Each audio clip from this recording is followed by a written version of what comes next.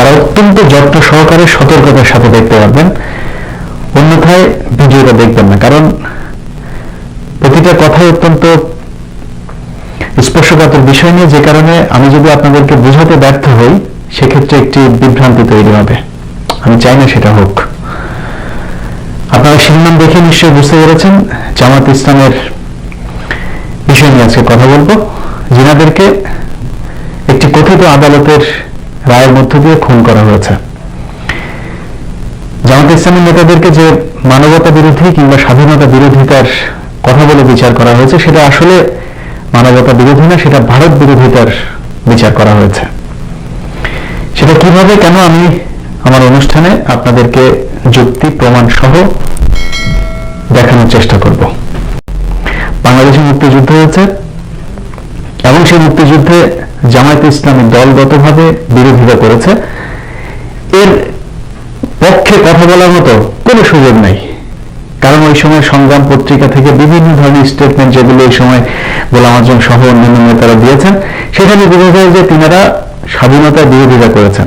এখন তিনাদেরও যুক্তি থাকতে পারে। ধরুন যুক্তিটা কেমন, আজকে যদি বাংলাদেশে আইনের শাসন নেই, মানুষ ভোট দিতে পারে না, কথা বলার স্বাধীনতা নাই, সবকিছু আমরা যতটুকু পড়েছি পাকিস্তান ওই সময়ের চাইতে অনেক বেশি ভয়ঙ্কর একটা সময় আমরা পার করছি। এখন আজকে যদি ধরুন মির্জা ফখরুল কিংবা তারেক রহমান সাহেব বললো যে আমরা বাংলাদেশে এই কয়টা জেলা নিয়ে আমরা আলাদা থাকতে চাই, আওয়ামী লীগের সাথে আমরা থাকবো না, করতে দেওয়া হবে? তাদেরকে তো সাথে সাথে ফাঁসি দেওয়া হবে।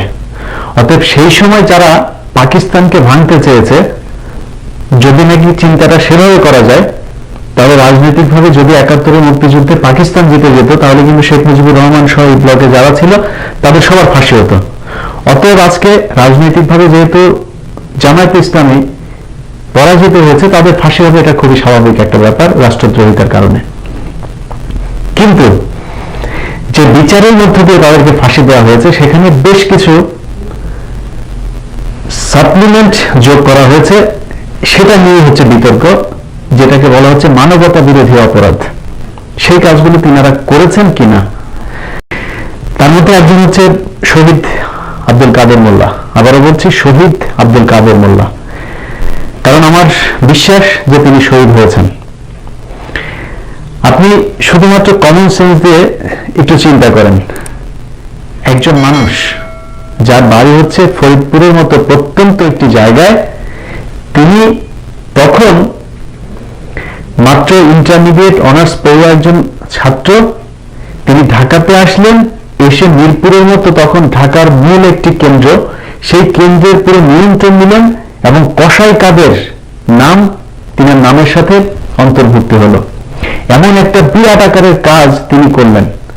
এটা কি সম্ভব? ধরলাম সেটাও সম্ভব। এত বড় একটা কাজ করলে তিনার মোটামুটি ছিটে ফোটা তো তার এলাকায় থাকার কথা। তার এলাকায় একজন মানুষ যদি বলে, আপনি যিনি আওয়ামী লীগ করেন কিংবা জামাত বিরোধী মানুষ, আপনি যান গিয়ে ফরিদপুরের একজন মানুষের কাছে, আপনার আওয়ামী লীগের, এখানে নিরপেক্ষ কিংবা জামাত বিএনপির লোকজনের কাছে জিজ্ঞেস করার দরকার নেই, আওয়ামী লীগের লোকজনের কাছে গিয়ে জিজ্ঞেস করবেন আব্দুল কাদের মোল্লা কেমন। আমি কেন বলছি কথাগুলো, কারণ হচ্ছে সম্ভবত ২০১২ সালে আমি এই বিষয়টা নিয়ে একটি নিউজ করেছিলাম।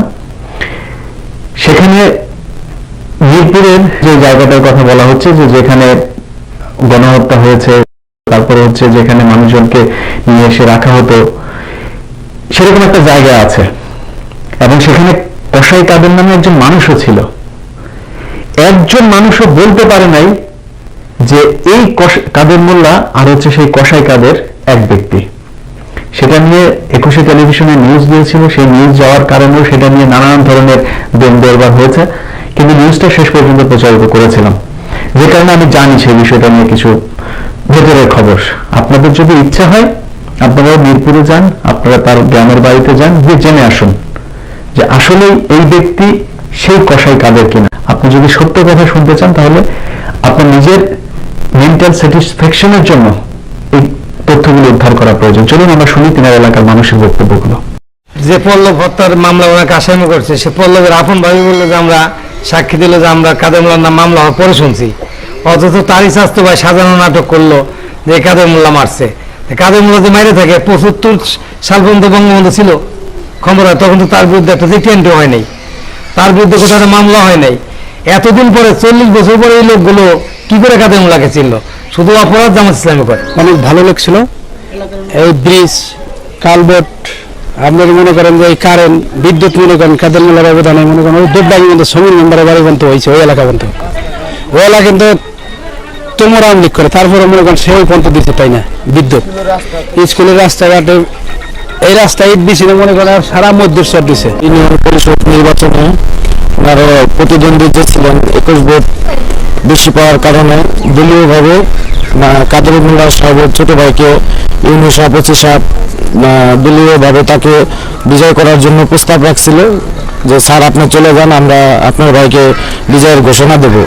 তখন উনি ইউনিয়ন সাহেবকে এবং ওসি সাহেবকে বলছে যে ব্যক্তি 21 ভোট বেশি পেয়েছে তাকে বিজয় ঘোষণা করেন, অসৎ ভাবে আমার ভাইকে বিজয় করতে হবে না। 1971 সালে আমরা যে স্কুলের মাঠে আমি কাদের মোল্লার ট্রেনিং করেছি, আমি খালেক মির্জা আর মঞ্জু।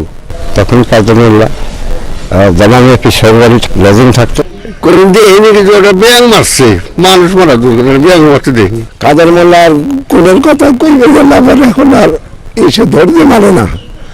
তার মতো সরল লোক আর ভালো লোক খুবই পৃথিবীতে কমে গেছে। তাই এই জালিম সরকার একদিনের ফল আল্লাহ তারে দিবই, এর মধ্যে কোনো সন্দেহ নাই। কাদের মোল্লা কারো ক্ষতি করে নিয়ে আসবেন। আমার জীবনে আমার বয়স 45-এর উপর গেছে, আর বাপের কোনোদিন দেয় না যে কাদের মোল্লা কোনোদিন ক্ষতির কাজ করছে। লাস্ট যেদিন দেখা করতে গেলাম সেদিন রোজা ছিলেন, দেখি একটা টুলের উপর বসে সে কি খাচ্ছে, একটা নির্লিপ্ত ভাবে ধীর স্থির শান্ত চিত্তে চাটা খাচ্ছেন। উনি জানতেন যে ওনার রায় কার্যকর হতে পারে, এরপরেও ওনাকে ওরকম প্রশান্ত চিত্তে চা খাওয়া দেখে আমি তো অবাক হয়ে গেছি। এটা আমার এখন ওই যে টুলের উপর বসেছিল চোখে চোখে ভাসে।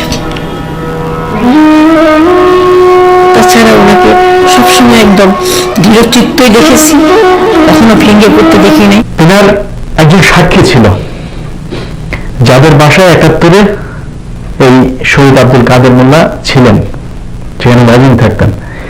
সেই বাসার একজন মানুষ, তিনি এখনো জীবিত আছেন এবং তিনি শহীদ আব্দুল কাদের মোল্লার পক্ষে আদালতে সাক্ষী দিতে চেয়েছিলেন। এই কথা রাষ্ট্রপক্ষ জানে এবং জানার কারণে আগের রাতে ডিবি পুলিশের একটি দল সেই বাড়িতে যায় এবং সেই বাড়িতে গিয়ে সেই ব্যক্তিকে খুন করার হুমকি দেয় যদি তার পরদিন সে সেই বাসা ছেড়ে চলে না যায়। এটাই হচ্ছে এই কথিত আন্তর্জাতিক অপরাধ ট্রাইব্যুনালের বিচার। চলুন তিনার মুখে শোনা যাক বক্তব্যটা। রাত্রি 11:30 বাজে সবাই ঘরের মধ্যে মিষ্টি ভাষায় আমার মা ঘরে গালাগালি করছে, তোমাকে থানা যেতে হবে। আমি কেন হচ্ছে থানায় কেন যাবো, আমি কোনো অন্যায় করিনি। শেষে বললো যে তো ঠিক আছে, তো তুমি এখন বাড়ি চলো। আমি বললাম যে এই রাত্রে তো আমি বাসা ছাড়তে পারবো না, যদি না যাস তো কালকে সকালে চলে যাবি। সকাল 8টার মধ্যে আমরা আবার আসবো, 8টার সময় এসে যদি তোকে পাই তোকে এবং তোর ছেলেকে উঠে নিয়ে যাবো, আর কোনো আকাশ দেখতে পাবি না। এইরকম রাষ্ট্রযন্ত্র যখন সাক্ষীদের বিরুদ্ধে লেগে যাবে, সেই লোকের বুকের পাটা কত বড় যে এই সত্য বলার জন্য আদালতে আসবে। আমরা মতিউর রহমান নিজামী সাহেবের কয়েকজন সাক্ষী, যেগুলো রাষ্ট্রপক্ষের সাক্ষী ছিল এবং মতিউর রহমান নিজামীর বিপক্ষে সাক্ষী দিয়েছেন, সেই মানুষগুলোর মুখ থেকে শুনবো যে আসলে মতিউর রহমান নিজামীর বিপক্ষে তিনারা যে সাক্ষ্য দিয়েছেন সেটা সত্য কি মিথ্যা। চলুন শোনা যাক। জুলুম করে এখন ধরে তাই বলাইলো, তাই বলেছিলাম। কারা তোর জন্য করে দিল?